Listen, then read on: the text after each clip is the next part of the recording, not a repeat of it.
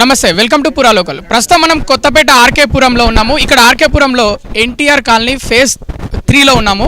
ఇక్కడ ప్రస్తుతం ఇక్కడ ఈ ఎన్టీఆర్ కాలనీ ఫేజ్ 3లో స్థానికులతో ఉన్నాము. ఇక్కడ ఇప్పుడు వర్షాకాలము, ముఖ్యంగా వర్షాకాలం డ్రైనేజీ పొంగి పొర్లుతుంది. దీనివల్ల ఇది ఒక రోడ్డు, సిమెంట్ రోడ్ అనమాట. ఇది సిమెంట్ రోడ్ పూర్తిగా మురికి నీరుతోటి, డ్రైనేజీ నీరుతోటి ఎవరు నడవలేని పరిస్థితి, అలాగే వెళ్ళలేని పరిస్థితి. పూర్తిగా ఇది ఎలా అయిపోయిందంటే ఒక మోరీలాగా అయిపోయింది అనమాట. రోడ్డు మోరీలా మారిన పరిస్థితి ఇక్కడ మనం చూస్తున్నాం. అమ్మ, ఇక్కడ ఏంటి సమస్య? ఇది డ్రైనేజ్ సమస్య. ఈ డ్రైనేజ్ సమస్య మేము చిన్నగా ఉన్నప్పటి నుంచి ఉంది డ్రైనేజ్ సమస్య. ఏ ప్రభుత్వం వచ్చినా ఏం చేస్తలేదు ప్రభుత్వం.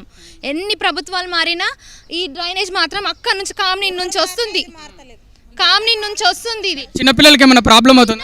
నా పాపనే కొట్టుకుపోయింది మొన్న ఫ్లడ్ వచ్చినప్పుడు.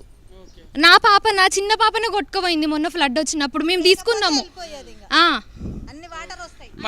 అన్ని వాటర్ వస్తాయి, అసలు మా లోపలికి వస్తాయి, మా ఇంటి లోపలికి వస్తాయి.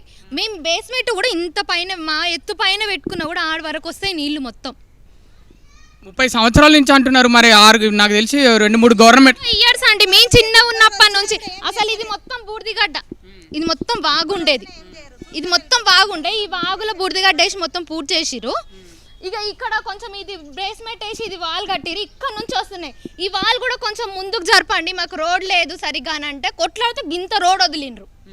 అసలు మాకు ఈ 3 ఇండ్లకి రోడ్ నీళ్ళే మళ్ళీ ఇళ్ళకి వస్తున్నాయి. ఇంకా వర్షాలు పడితే మాత్రం ఘోరం అసలు వర్షాలు పడితే.